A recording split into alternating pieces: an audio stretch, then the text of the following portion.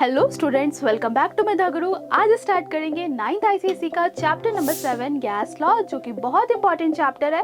और ये चैप्टर आप हायर क्लासेस में भी पढ़ने वाले हैं, तो आप अगर अभी से कॉन्सेप्ट को अच्छे से समझ लेते हैं तो ऑब्वियसली हायर क्लासेस में भी आपको हेल्प होने वाला है। और ये जो चैप्टर है, ये चैप्टर फिजिकल केमिस्ट्री का पार्ट है। तो इस चैप्टर में कॉन्सेप्ट तो रहेंगे ही, लेकिन साथ ही साथ न्यूमेरिकल्स भी है। तो आज के क्लास में मैं कॉन्सेप्ट बताऊंगी और इसका पार्ट 2 में मैं न्यूमेरिकल सॉल्व कराऊंगी। तो चलिए स्टार्ट करते हैं आज का क्लास। तो स्टूडेंट, चैप्टर को स्टार्ट करने से पहले हम जान लेते हैं आज के क्लास का लर्निंग ऑब्जेक्टिव।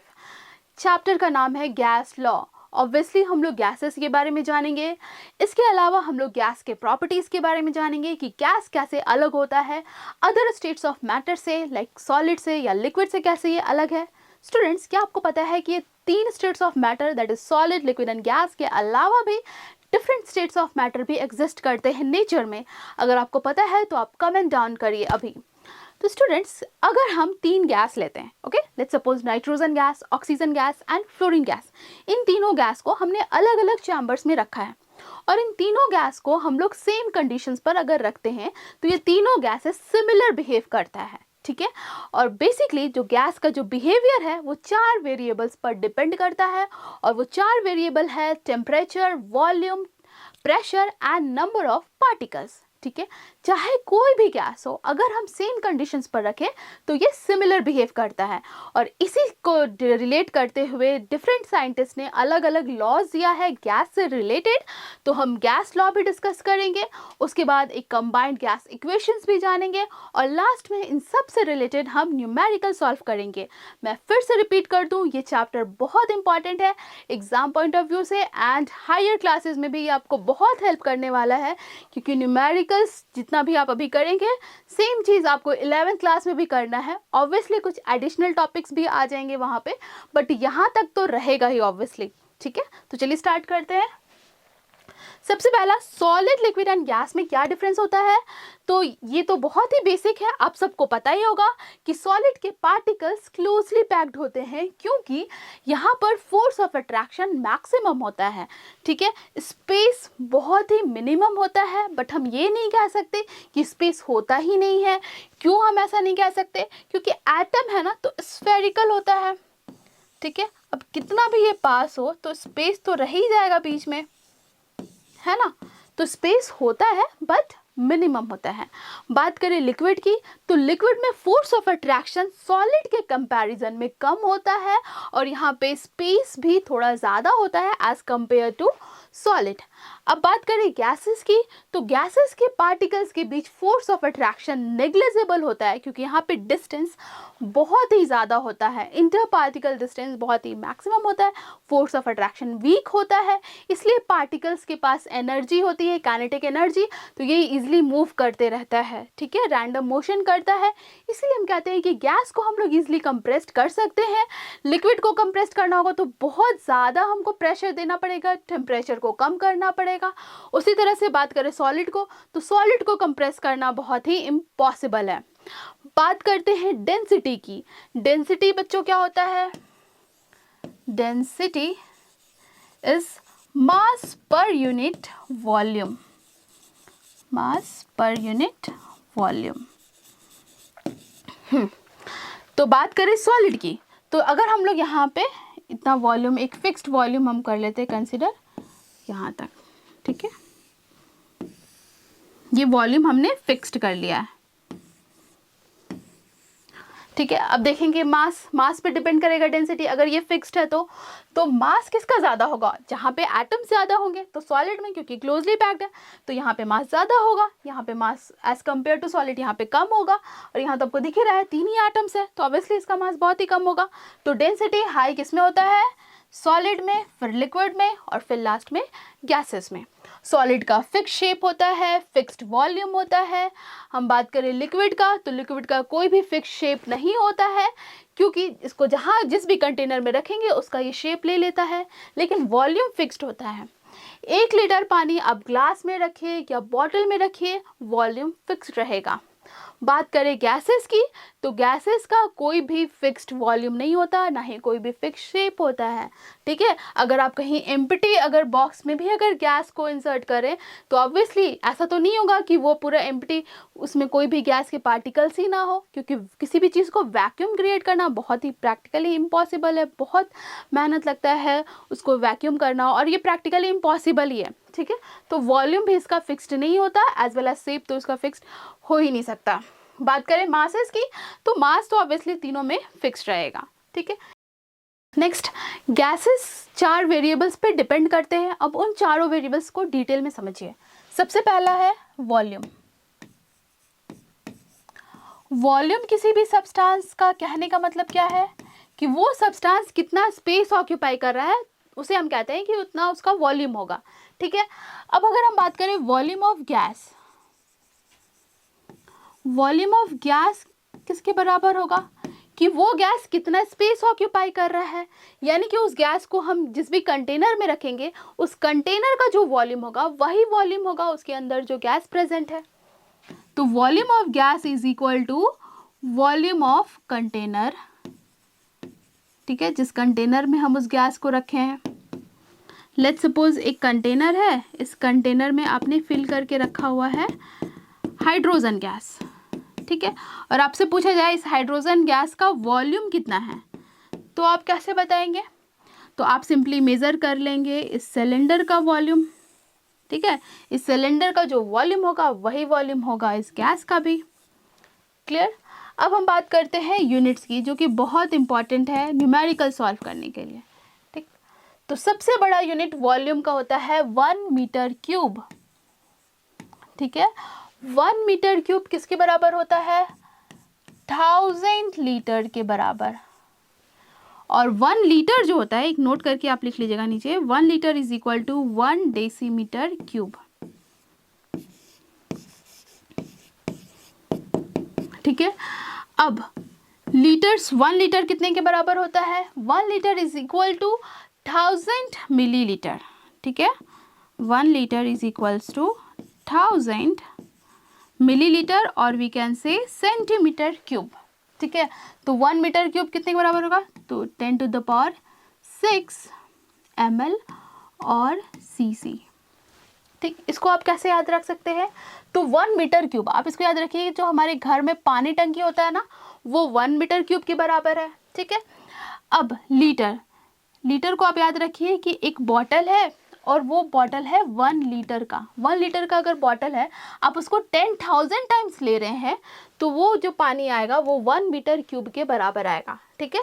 अब ml को आप याद रख सकते हैं, 1 स्पून पानी, ठीक है, 1 स्पून पानी जो है वो 1 ml के बराबर है, और वही स्पून आप ले लिए 1000 टाइम्स, ठीक है, 1000 टाइम्स लेंगे तो ये बराबर हो जाएगा 1 लीटर के बराबर, मतलब जितना बॉटल में पानी है 1 लीटर के बराबर होगा ये। क्लियर? तो ये था वॉल्यूम। अब डिस्कस करते हैं नेक्स्ट टर्म्स। नेक्स्ट है नंबर ऑफ पार्टिकल्स। गैसेस ज़्यादातर मॉलिक्यूल्स के फॉर्म में एग्जिस्ट करते हैं, और जो जितने भी नॉर्मल गैसेस है वो एटम्स के ही फॉर्म में एग्जिस्ट करता है, क्योंकि वो इनर्ट होता है। अब बात करते हैं number of particles.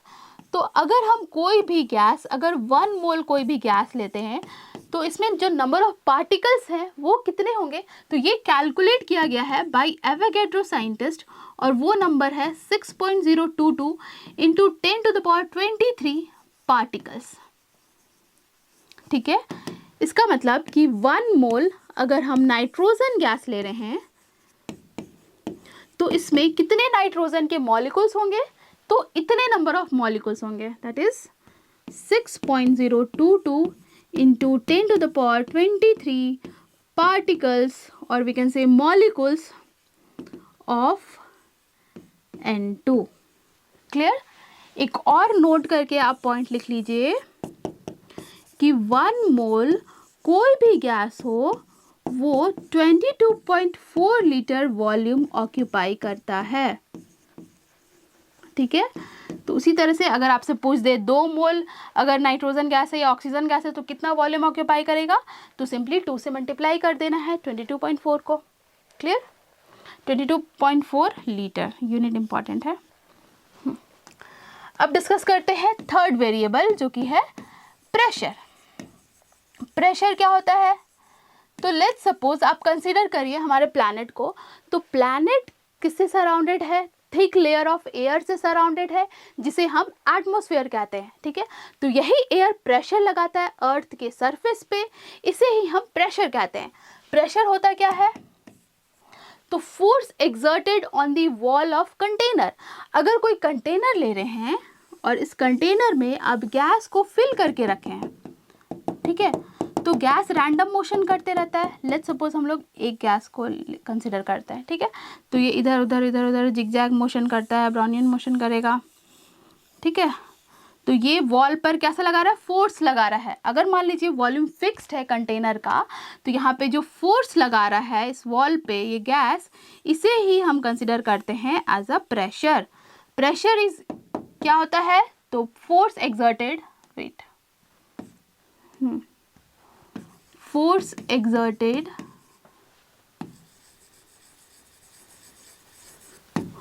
on the wall of container,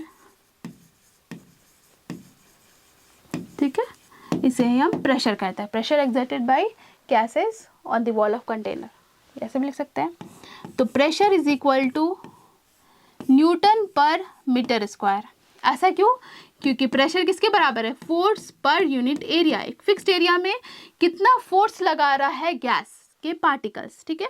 तो फोर्स का यूनिट होता है न्यूटन, एरिया का यूनिट होता है मीटर स्क्वायर। तो ये इसका यूनिट हो गया। प्रेशर के और भी बहुत सारे यूनिट है। प्रेशर ऐसा यूनिट होता है 1 ATM के बराबर, एटमॉस्फेरिक प्रेशर, जो अर्थ के सरफेस पे लगता है। अब जो 1 ATM है ना, ये किसके बराबर होता है, तो 760 mm ऑफ Hg के बराबर होता है, ठीक है। और यही इक्वल्स, अगर हम लोग इसको सेंटीमीटर में लिखेंगे तो 76 सेंटीमीटर ऑफ Hg के भी ये बराबर होता है, और ये 1 बार के भी बराबर होता है, और 760 टॉर के बराबर भी होता है। तो इतना सारा यूनिट है प्रेशर का, ठीक है। तो ये सब आपको ध्यान में रखना है। एक चीज़ मैं बता देती हूँ कि 1 ATM 760 mm ऑफ Hg के बराबर ये कैसे हुआ, और ये किसने प्रूफ किया, और कब किस तरह से इसका प्रूफ हुआ था, ये मैं आपको बताती हूँ, ठीक है। तो साइंटिस्ट का नाम भी टॉरसिन ही था। उन्होंने क्या किया, एक बीकर लिया और इसमें इन्होंने फिल करके रखा था मर्क्यूरी को, Hg को, ठीक है। उसके बाद इन्होंने एक और ट्यूब लिया और उसका हाइट था 100 सेंटीमीटर, ठीक है। 100 सेंटीमीटर का एक इन्होंने ट्यूब लिया और इसमें इन्होंने पूरा फिल करके रखा अगेन मर्क्यूरी से ही, Hg से ही। अब क्या किया इन्होंने इसको यहाँ से उठाया और इसमें डाल दिया, ठीक है, इस बीकर में। तब क्या होगा,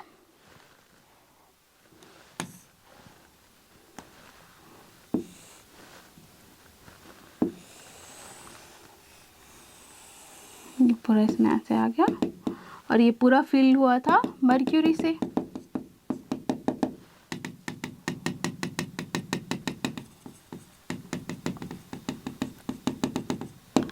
मेटल्स जो कि लिक्विड स्टेट में एग्जिस्ट करता है, ठीक है।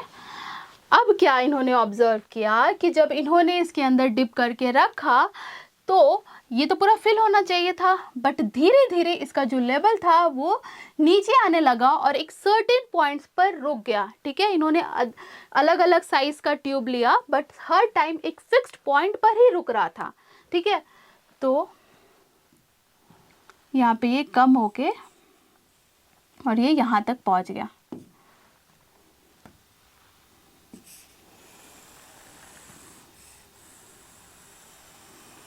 ये यहाँ तक पहुँचा।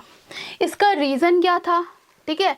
और जब यहाँ तक पहुँचा तो इन्होंने सबसे पहली बार इसका मेज़र लिया यहाँ से यहाँ तक। तो ये जो वैल्यू आया, जो हाइट आया वो बराबर हुआ 76 सेंटीमीटर के बराबर आया, ठीक है। तो ये नीचे क्यों आया, इसका प्रिंसिपल क्या है, तो देखिए नेचर में हर चीज़ इक्विलिब्रियम में रहना चाहता है, ये तो आपको पता है। अब क्या हुआ, ये ओपन है यानी कि एटमॉस्फेरिक प्रेशर लग रहा है, ठीक है। इस कंटेनर पे एटमॉस्फेरिक प्रेशर लग रहा है, राइट। यानी कि ये लिक्विड पे भी ऐसे अंदर की तरफ से भी प्रेशर लग रहा है, ठीक है। लेकिन ये लिक्विड की वजह से भी प्रेशर लग रहा है नीचे की तरफ। तो जब तक प्रेशर अनइवन था तब क्या हुआ, प्रेशर को इक्वल करने के लिए अंदर का प्रेशर और जो बाहर से इसमें प्रेशर लग रहा था वो सेम जब तक नहीं हुआ तब तक ये लिक्विड नीचे आया, और जब यहाँ पे एक सर्टेन पॉइंट पर रुक गया, इसका मतलब जो यहाँ से यहाँ तक के जो लिक्विड प्रेशर लगा रहे थे इस वॉल पे नीचे, वो और एटमॉस्फेरिक प्रेशर इक्वल हो गया, तब तक ये मूव किया, ठीक है। और जब ये स्टॉप किया मतलब कि प्रेशर दोनों का इक्वल हो गया, ठीक है। तो इसीलिए 1 ATM किसके बराबर हो गया, इन्होंने बोला 76 सेंटीमीटर ऑफ Hg के बराबर, ठीक है। इसीलिए मर्क्यूरी का ही यूज़ किया जाता है as a capillary tube blood pressure को मेज़र करने के लिए भी, ठीक है। फोर्थ है टेम्परेचर। टेम्परेचर क्या होता है, डिग्री ऑफ हॉटनेस बताता है टेम्परेचर, ठीक है। टेम्परेचर पॉजिटिव भी हो सकता है, नेगेटिव भी हो सकता है, एज वेल एज जीरो भी हो सकता है।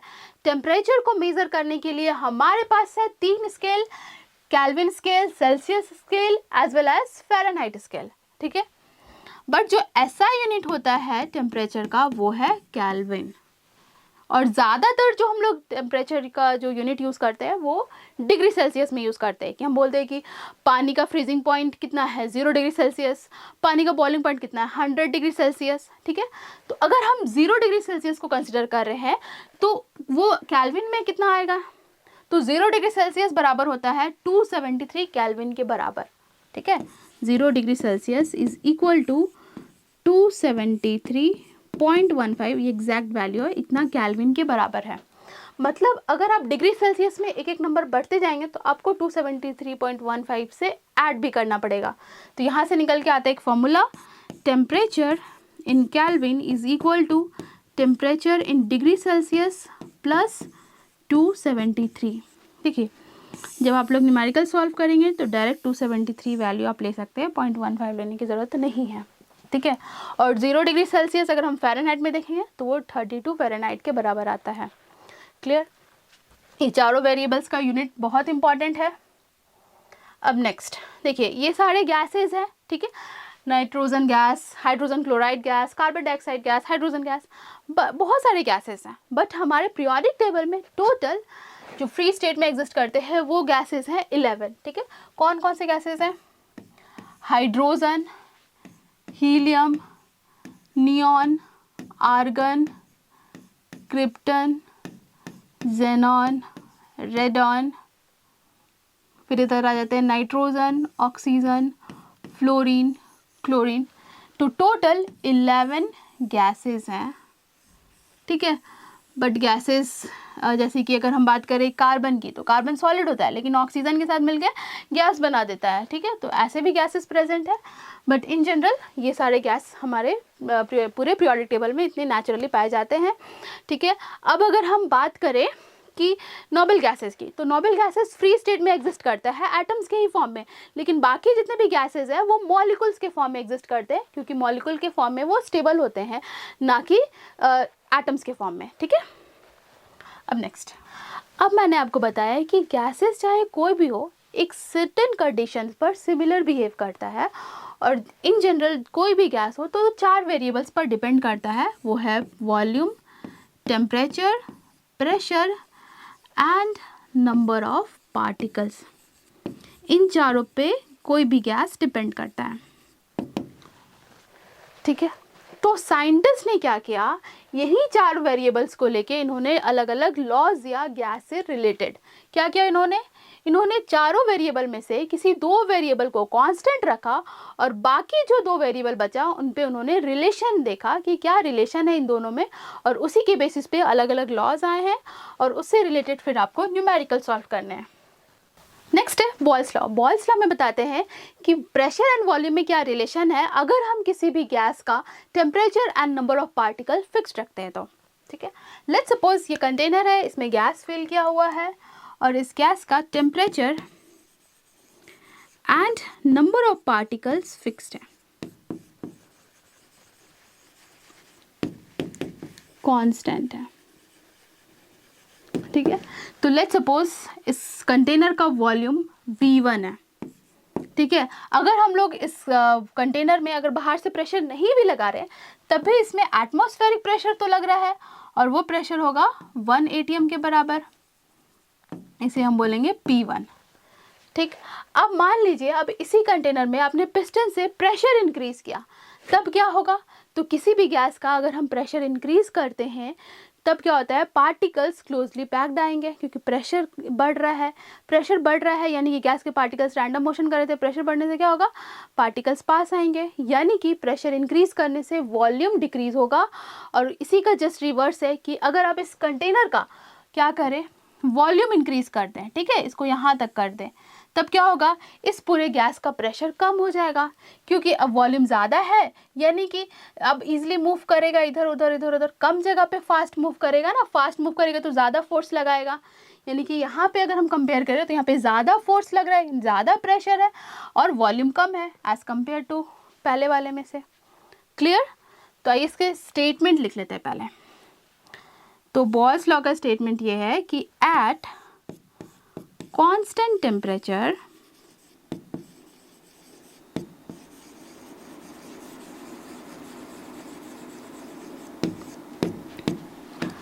pressure of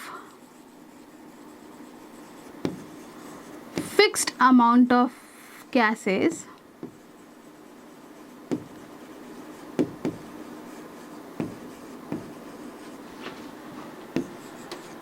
is inversely proportional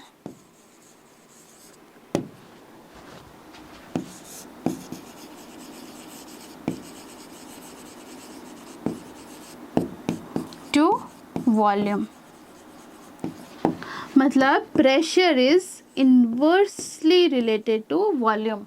pressure बढ़ाएंगे तो वॉल्यूम घटेगा, प्रेशर घटाएंगे तो वॉल्यूम बढ़ेगा। ठीक है, तो प्रोपोर्शनलिटी कांस्टेंट हटेगा तो P is equal to 1/V, एक कांस्टेंट टर्म आ जाएगा। ठीक है, तो V इधर आएगा तो PV equals to K constant. ठीक है, न्यूमेरिकल सॉल्व करने के लिए लेट्स सपोज ये P1 V1 था इनिशियल इसका प्रेशर एंड वॉल्यूम। अब अगर आपने इसका प्रेशर इंक्रीज किया तो वो P2 प्रेशर होगा। अब इसी में न्यूमेरिकल में पूछ देता है कि वॉल्यूम कितना होगा अब। ठीक है, तो ये यूज़ होगा न्यूमेरिकल सॉल्व करने में।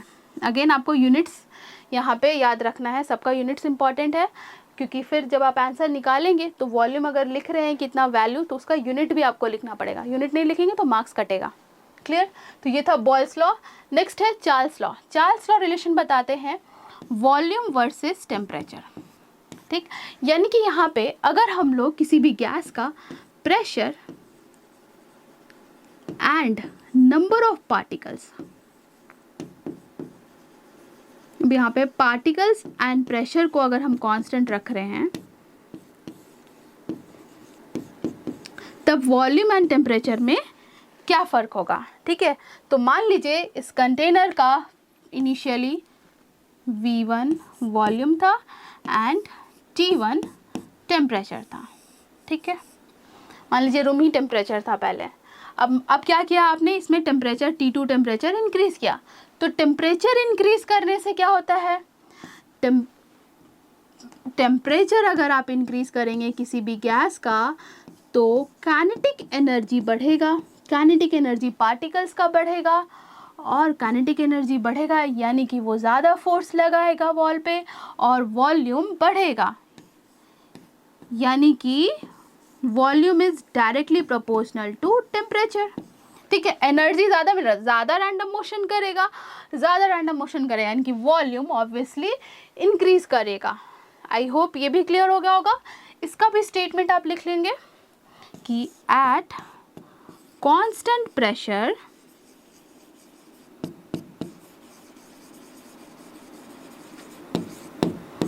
Volume of gas at fixed amount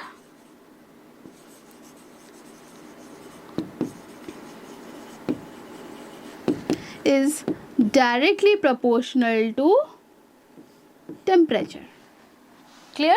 V is directly proportional to T.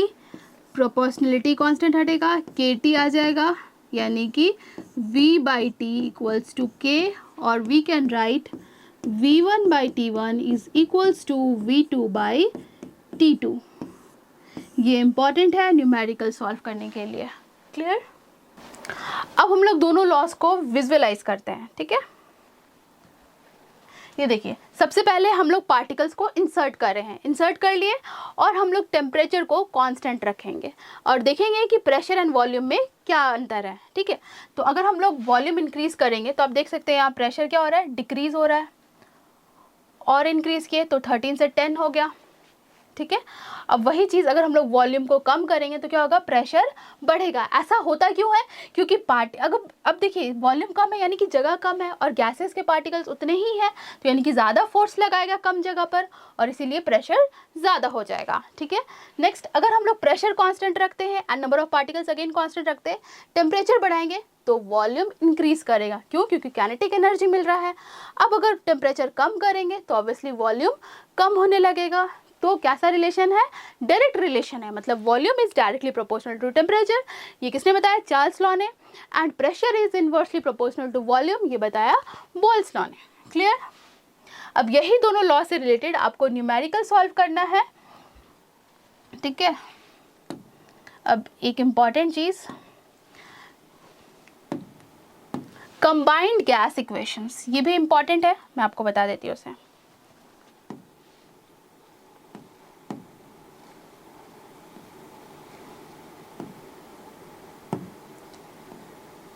यहाँ पे बताते हैं, देखिए कंबाइंड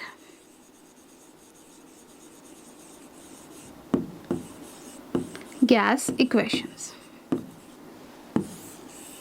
देखिए बॉल्स लॉ में आपने क्या पढ़ा, pressure is inversely proportional to volume. ठीक है, चार्ल्स लॉ में आपने क्या पढ़ा, वॉल्यूम is directly proportional to temperature. ठीक है, अब इन दोनों लॉ को कंबाइन करिए, volume directly proportional to temperature, right, again volume is inversely proportional to pressure. ठीक है, तो आप इसको कैसे ऐसे लिख सकते हैं, volume is directly proportional to T/P, ये इनवर्स हो गया, ये डायरेक्ट हो गया। ठीक है, अब क्या करना है, P को इधर ले आइए, VP is directly proportional to T, VP को PV लिख लीजिए, is directly proportional to T, PV/T is equals to K constant.